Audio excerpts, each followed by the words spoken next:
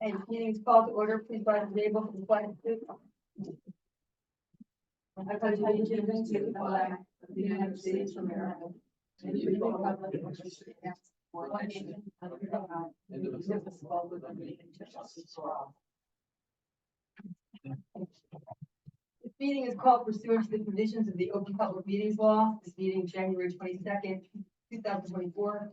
Was included in the local meeting notice sent to the Hunterdon County Democrat Courier News on January 3, 2024, posted on the bulletin board at Borough Hall on that date, and has remained continuously posted as required. In addition, a copy of this notice is and has been available to the public and is on file in the office of the Borough Clerk. Carla, can I have a roll call, please? Sure. Councilwoman Engelhardt? Here. Councilwoman Fasara? Here. Councilman Levitt? Here. Council President Long? Here. Councilman Parker? Here. Council Vice President Rossetti? Here. And Mayor Carroll. Here. We have no presentations tonight. I forgot my list at home for my neighborhood report. There were 4 things on it. I remembered 3, so I might have an aha moment at some point during this meeting on the 4th. The 3 items that I do have, number 1 is I'd like to appoint tonight Trent Levitt to the alternate number 2 on the Environmental Commission, expiring in 2026, 2-year appointment. And then I also just want to let everybody know that we're up to 7 bidders on the police building. Bids that is due January 31st. We've added several bidders since the walkthrough that have been coming and doing walkthroughs, I guess, with Chief. And then finally, I thought Mike Campion was going to call in. He might be having some trouble. I participated on Friday with Mike Campion, our DPW superintendent, and Terry Vogt, our engineer, on a call with a member of DEP's stormwater group and a hired consulting firm of theirs, along with staff of Raritan Township, their administrator, their planner, and their engineer, regarding what's coming down with the stormwater rules and the requirements on municipal governments that are going to be extremely onerous and very expensive. You know, we've been challenging this since I became mayor. Had a conversation with our state senator about it, that this is all, you know, the state of New Jersey has a law on the books, which is commonly and familiarly known as state mandate state. So if the state of New Jersey passes a law that requires local governments to do something that's going to cost money, the state of New Jersey has to pony up the money to do it. So the way they get around it is by having their departments regulate and make rules out of it.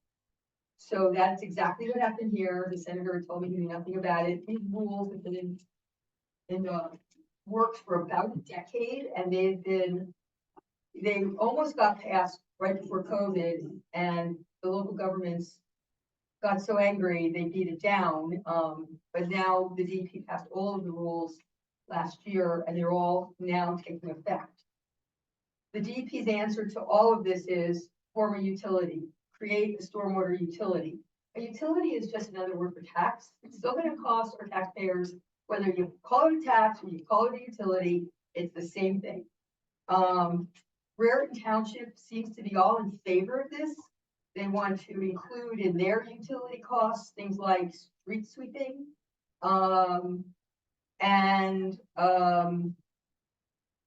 There were moments where the conversation was sort of unpleasant. For example, when they started asking our engineer for what documents we have regarding underground and also impervious coverage. Because this whole formula is based on, a lot of it is based on impervious coverage.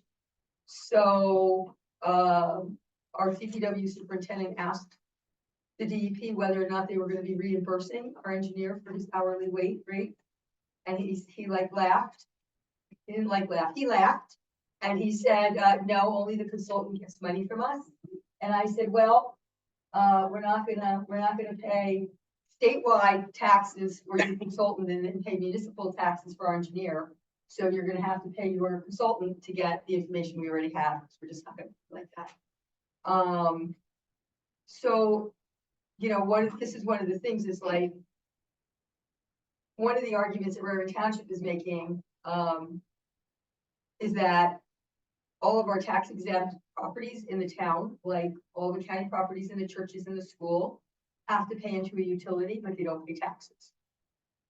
And, you know, that's a plus, but, you know, when you think about like the older apartment complexes in Flemington, they're almost 100% impervious coverage. They were built before, you know, a lot of the land use laws went into effect, to have, you know, required trees and open space and all of that.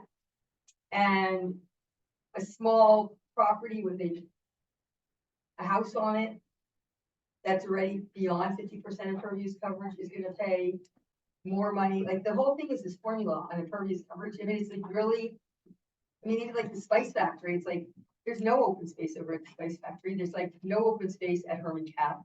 Of course, the county buildings have no open space. None of the old apartment complexes. So stay tuned.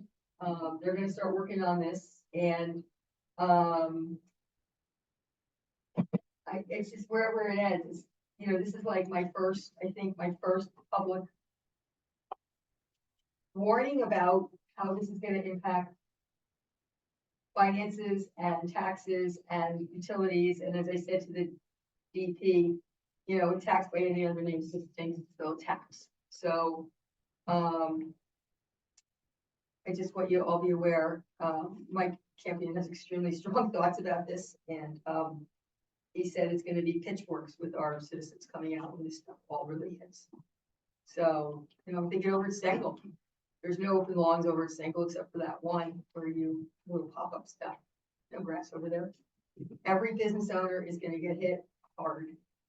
So,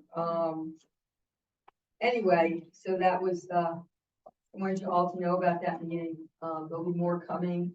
You know, they were talking about having a minimum of 4 public meetings open to the public where the consultants come out. And, the DP did not promise they would be there. And, you know, our DPW superintendent was insistent that they better show up because, you know, the borough's not gonna be the bad guy here. And it is the DP. I mean, there's no ifs, ands, or buts. Like, they did the rules. And didn't take, you know, like I said, they've been saying all along, their answer to everything is, well, just form a utility. Just form a utility. You don't have to raise taxes, form a utility. So I don't know what school they went to. I mean, I really don't. So like I said, if I can remember the 4th thing, I'll come back with it, but right now I don't. So Council President Long, do you have a report? Yeah. Good evening, everybody. Just a few words regarding fire department. I'm looking forward to attending my first department meeting on February 13th. So far, I've been in contact with Chief Gelter and have received last year's incident report. This is a list of all the different incidents the department responded to in 2023 and a number of those incidents that occurred. It also includes a number of personnel hours, roughly 620 hours that were spent on the overall total of incidents. 3 things to know that about our fire department. First, the fire department is an all-volunteer department, and although there will be some new recruits joining the department this year, there's always a need for volunteers. Please keep this in mind, as in December, the state commissioned a study to be done by a special task force regarding volunteerism and recruitment for first responders. The findings were unfortunately revelatory of a reduction in volunteerism for first response across the state. This poses a particular problem for fire departments and squads like ours. Some remedies the state will explore are condensing the mandatory training and having online training options. Our fire department members attend, according to Chief Gelter, thousands of hours of education and continuing training throughout the year, requiring public universities and colleges to offer college credit to certified volunteers, offering scholarships, tuition assistance, student loan forgiveness, healthcare coverage, and retirement benefits, and establishing junior firefighter programs at fire academies for teenagers, to name a few. Community members are volunteers, and the fire department in particular benefits from people who give freely of their time because they see this work as important. Secondly, another thing to know is that the incident list includes responses to surrounding towns who receive automatic aid from the Flemington Fire Department and those towns' departments that respond to our town. I sent an article about this to the council this afternoon. there were 268 incidents last year. And if you're curious, most incidents, 31 were false alarms or false calls. There were 29 alarm system malfunctions. 26 calls were attributed to smoke scare or the odor of smoke. There were 12 building fire incidents. I just wanted to share some numbers as it might help the public understand the third and final thing to note about the Flemington Fire Department. The department works closely with the Fire Prevention Office, which keeps the number of false alarm and alarm malfunction incidents low, as the alarms are followed up with by the fire marshal's office, and the systems are service repaired, and in some cases, education of the occupants is provided to prevent additional alarms. And that's my report. That was all for today. Okay, thank you. Vice Council President Rossetti? Thank you, Mayor. I attended the Shade Tree Commission reorganization meeting on January the 10th. We were happy to welcome 3 new members, which is wonderful. They elected their officials for the year, and they are all still working diligently on our community forestry plan to get everything up to date. In relation to that, their next meeting is actually going to be February the 7th. I just want to point that out. It was moved up a week because of Valentine's Day. So they'll actually be meeting before I see you all again. So I will be there. Everyone else is welcome, virtually or in Borough Hall. Thank you. Council Vice President, Councilman Parker. I was redoing my notes. Oh, you want me to come No, on? I'm teasing. I'm a literalist, I'm sorry. All right, so I've been doing a lot of work, meeting a lot with the police chief, and just trying to understand the police department, understand who's who, what's what, some of the issues they have, some of the challenges they're facing, as well as some of the things that they've conquered.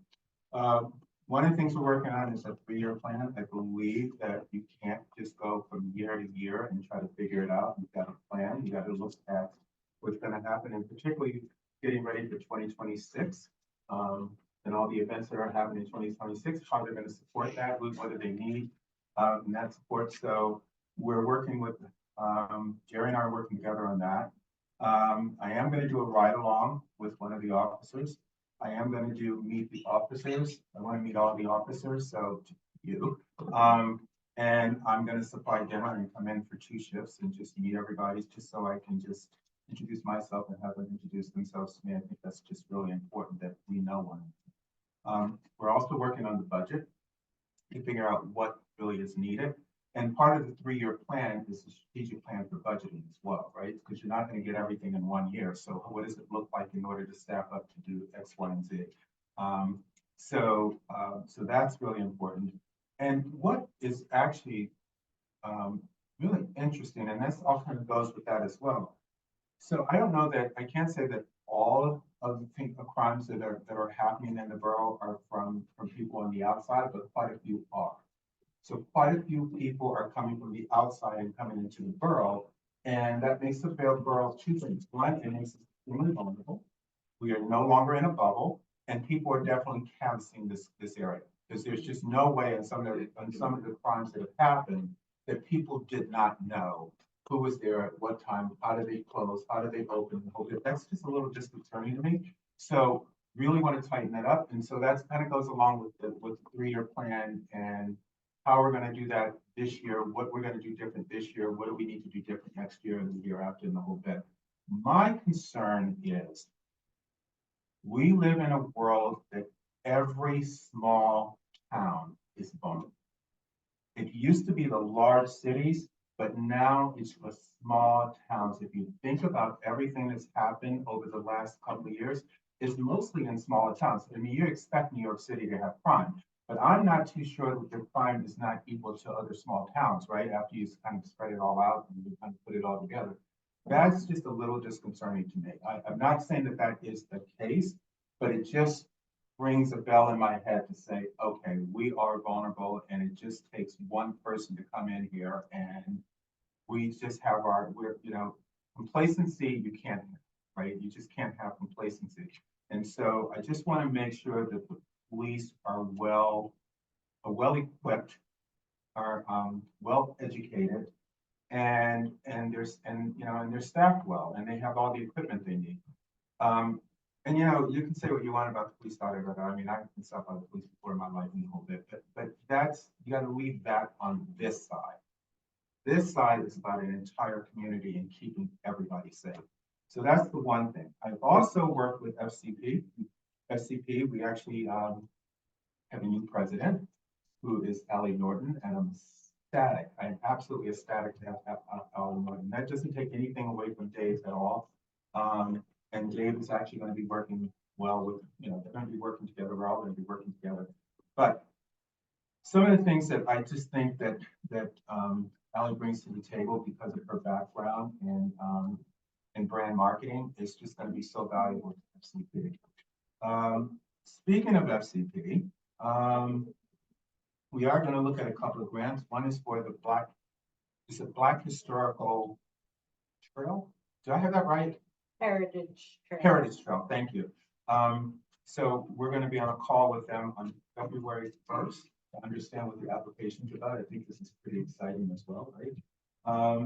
And I'm going to be working with Robin because we will probably have a few really good things coming up. Going back to our meeting about signs and the whole bit, last time Robin and I are going to be working on that as of tomorrow. So that should happen in the time frame that Mayor that you had asked for. Okay, yeah. So that's it. I do want to talk about, and again, I just want to remind everybody about NAACP. We are definitely having this event on the 24th. Person from the African American Museum is coming. We're hoping to get the guy that actually started the African American Museum because he lives here in New Jersey. Can't promise that, but that's what we're working on. Beverly and Lane are going to be here, and we're going to have some people from the high school, students from the high school, choir and whole bit. So we're just going to make it a real community event. That's the whole idea, is to make it a community event. And lastly, I want to talk about the newsletter. So the next newsletter, I just wanted to be focused on us, the council. I want the council to be introduced in this newsletter.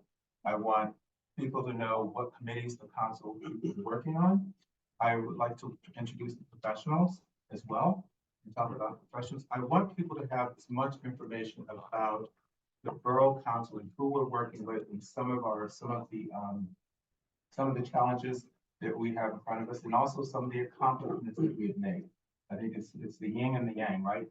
And so I am going to officially ask all the council people if you can just give a bio on yourselves. Also why you ran, and it doesn't need to be long. Please don't make it long because there's not enough room.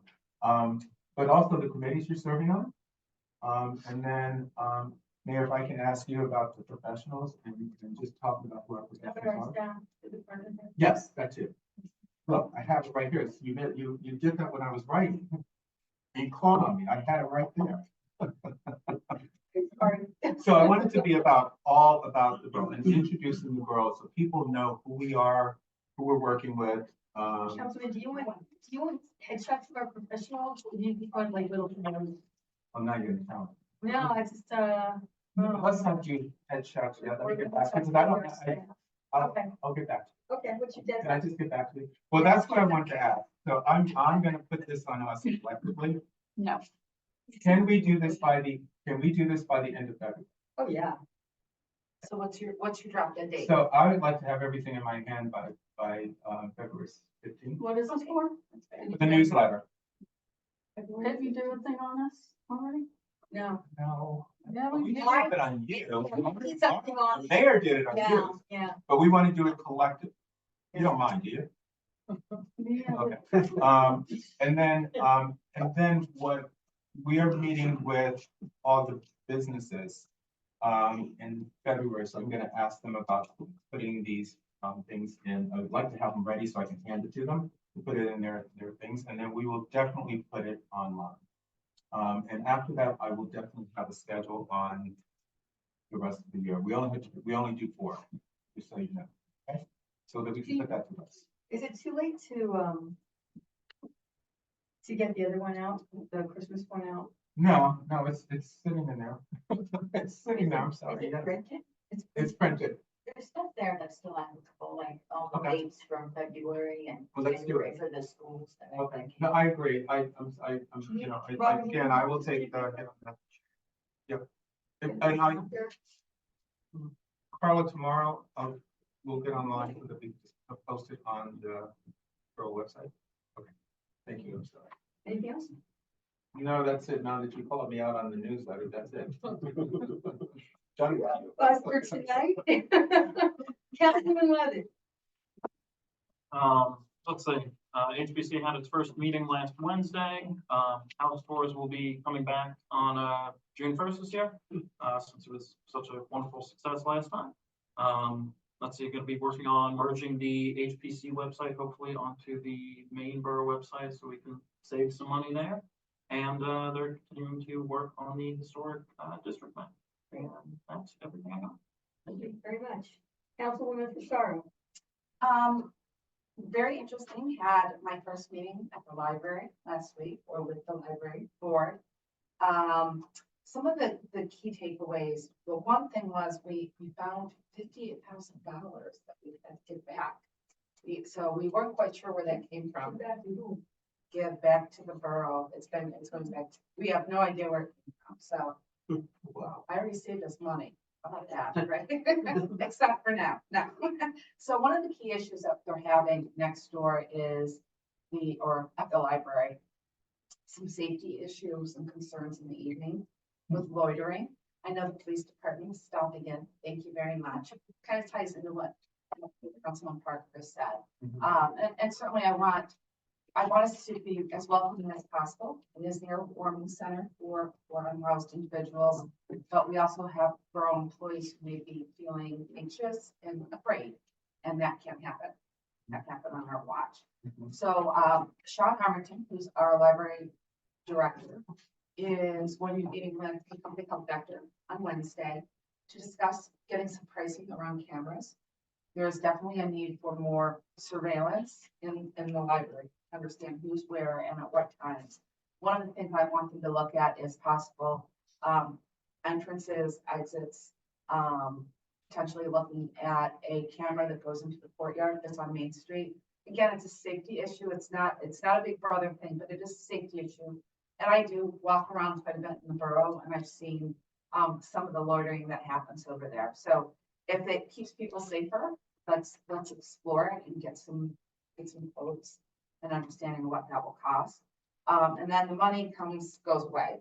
We're still undergoing basement remediation. There's an asbestos and mold issue that's been ongoing for quite a few years. And they're managing it through funds from a very sizable request that was received. But our furnace in the library has now blew another steam pipe, and there's just corrosion issues. There's not an issue with, it's certainly up to code in terms of fire department code. But it's an old furnace, so that will be the next issue we have to explore and look at. And I think that's it. And I will be sitting down with Mr. Armington, again, our director of the library, on Friday to kind of explore where he sees the library, what he would like to see from us, from me in particular, and how we can make it a focal point of the borough. Great, thank you. Councilwoman Engelhardt. I want to thank you, Mayor, as well as all the attendees for the Museum House, the yearly champagne toast that they have every year for the new year open house. Thank you for all that attended. It was well attended and a big success.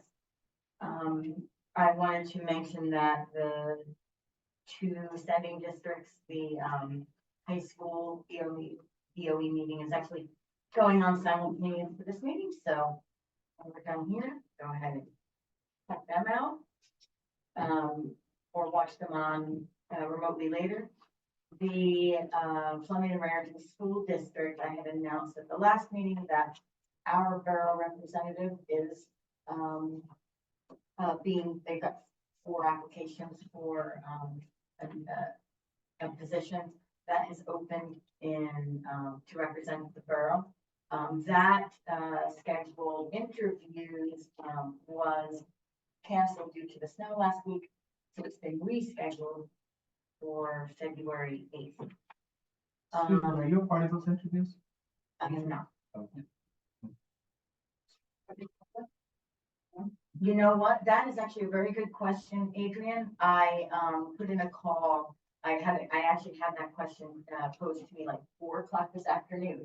And I did put in a call, but it was a little too late for them to respond. The Phil Time for vacancy the on the meeting. school board, it's the Phil vacancy in the school board, right? The Flemington Raritan School District, the Typically- K through 8. Typically, everyone comes in with this, no questions.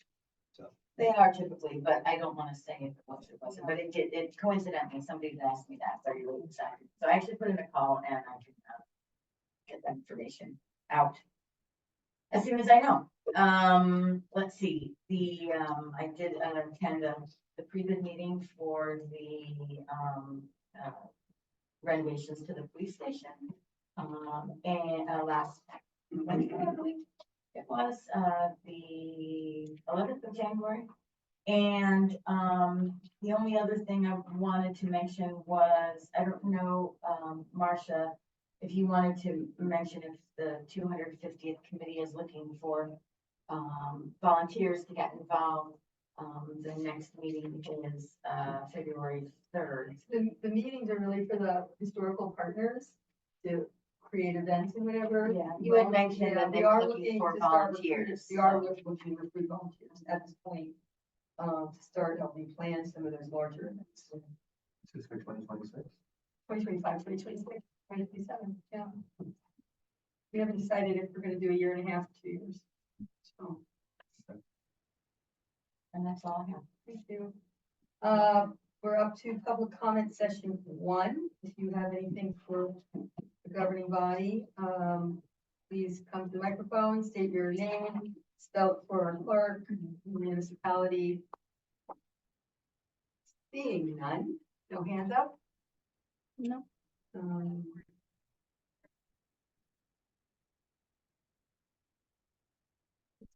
Want to make sure. Okay, we're up to number 9 in the agenda, approval of minutes. Did everybody have time to look at these?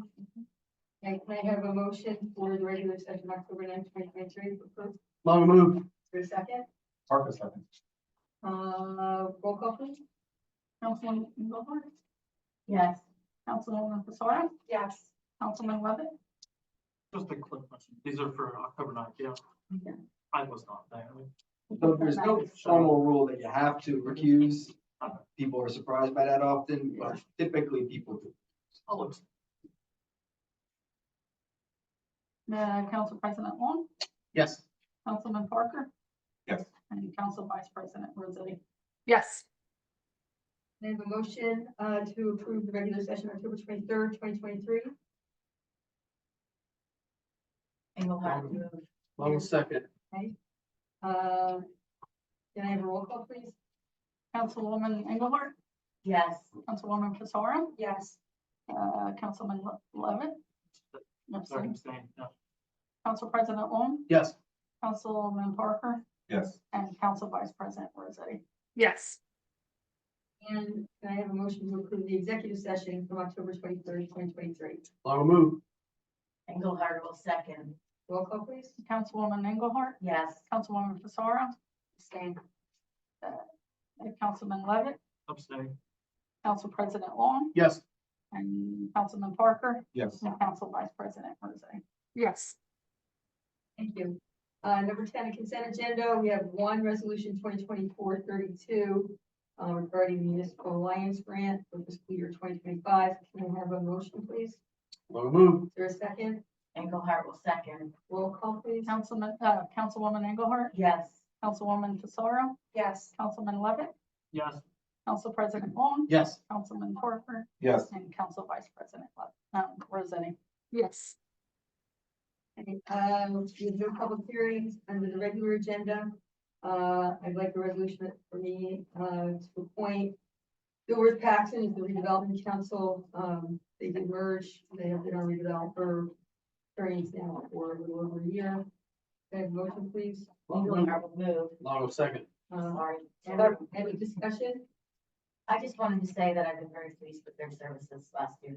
Thank you for saying that. I appreciate it. Can I have a roll call, please? Councilwoman Engelhardt, Yes. Councilwoman Fasara, Yes. Councilman Levitt, Yes. Council President Long, Yes. Councilman Parker, Yes. and Council Vice President Rossetti. Yes.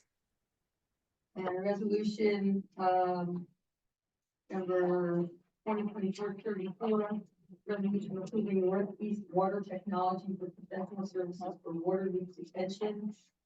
Basically, they supply all of our, leak detecting equipment. They can pinpoint where a leak is occurring. We pay them a monthly fee. If anything breaks, they replace it. It's, I was there when, water department head Josh Parks went over it with Bill Hance. And, Bill recommended, who's in the other room, you can ask him if you want to, strongly recommended we do this. It's a much better deal than the current lease that's expiring with the different, or they had offered before. So can I have a motion to approve? I'll move. Is there a second? Parker, second. Any discussion? Yeah, I just wanted to understand the data, that this company collects. Remington uses that quite a bit, right, for the stormwater? They don't collect data, they It's just purely monitoring. purely monitoring leaks that will cost us a fortune if you have one. I realize that, and you know, the law that's going into effect where we have to, Stormwater, exactly. this is our wells, this is drinking water, But, not do stormwater. they ever, isn't part of that law talking about like The INI? front contain, yeah. I don't know, but I thought it this did. this is just leaks on our wells, so they don't get contaminated. Okay, so the rules for that new law That's a really- doesn't really, I'm just curious if any of the information that, and monitoring that this company is doing would help us. It's with an that. excellent question, and I will follow up on that because it's a really good question. And, was there any issue with the past, consultant? It was just the No, matter, it's a right? consultant, is that they have much better technology now. We had older equipment, so they're providing much better technology, basically for either the same amount or less money. Okay. This is just, these leak detectors have gotten much more sophisticated and sensitive. So it's the equipment lease that changes. Correct. Got it. Okay, anybody else have any questions? Can I have a roll call, please? Councilwoman Engelhardt, Yes. Councilwoman Sora, Yes. Councilman Levitt, Yes. Council President Long, Yes. Councilman Parker, Yes. and Council Vice President Lozay. Yes. We're gonna have a work session. We're up to public comment session number 2. Robin's turning down the second bite of the apple. Thank you, Robin. Lovely to see you tonight. Okay, number 15 on the agenda, payment of bills, authorizing payment of bills in the amount of $265,019. Oh, I just remembered what the other thing was. Okay, $275,019.39. Can I have a motion? I'll move. Is there a second? Parker, second. Thank you. What I forgot in my mayor's report was that we had a sale on bond anticipation notes. Bill, Always. can you come out here, please? Hello, Bill. Well, I can give everybody the. Thank you. For the man behind the curtain. So, yeah, this is what I forgot. Something like insignificant is selling $6 million worth of bond anticipation notes. Thank you. And I have to say, Bill and our consultants, Anthony and Verso, did very well for us, considering the, let me give you 2 copies. You need another one? Considering the market, you wanna like sing your song of praise? No, so we ended up with a 3.51% net interest rate for the $6.3 million. This is for general water and sewer projects. The majority is the general capital improvements, which includes the purchase of the police station. We didn't put anything in this yet for the purchase of the fire truck, because that didn't come in yet, so we're gonna wait until the end of the year to borrow that. And our financial advisor said pretty much the reason why we got such a good rate is because we took the time and spent a little extra money to do the official statement, which is this big report that you have to do for doing the note sale. And when the bidders see that you do that, it, you know, gives them a, I guess, better insight into what your borough finances are, so they I think he said, he had a sale earlier in the week or the day before, and ours was like 5 percentage points better. So, Plus the premium. correct. Yeah, the premium of almost $62,000. Very, anything else you want to add? Any questions for Bill? Bill will be explaining the difference between a bond and a bond anticipation note on Saturday at Government Retreat. But these are short-term notes. Yeah, it's for 1 year. So, did he ever say what bonds were coming in at as far as interest rates at this point? He did give me a report. I can give that to you Saturday. Yeah, okay, I'm just curious Yeah. why they are. Yeah. Right. All right, thank you so much. Okay, thank you. Thank you. And you might want to stick around for the executive session if you have time. Now we've written the bill, so. Okay, okay. All right, that was my fourth item. I'm so glad I remembered. It was only a matter of hitting something and save some money. It was there. Okay, that's the end of our regular We're agenda. gonna do, roll call. Councilwoman Engelhardt, Yes. I'm sorry. Councilwoman Fasora, Yes. Councilman Levitt, Yes. Council President Long, Yes. Councilman Parker, Yes. and Council Vice President Brisbane. Yes. Thank you, Carla. Let's fit on that. We do have an executive session, with two, items in there. An update on Liberty Village contract negotiations and Liberty Village's pilot. We're joined tonight by Dan, Banker from NW Financial. I know Jim Farron is gonna be here probably any minute, but that's not gonna stop us. Can I have a motion to go into executive session? On the move. Is there a second? Parker second. Roll call, please. We need a roll call. Okay, all in favor? Aye. Always listen to the clerk. All right. So we'll take a break for. That clock actually working?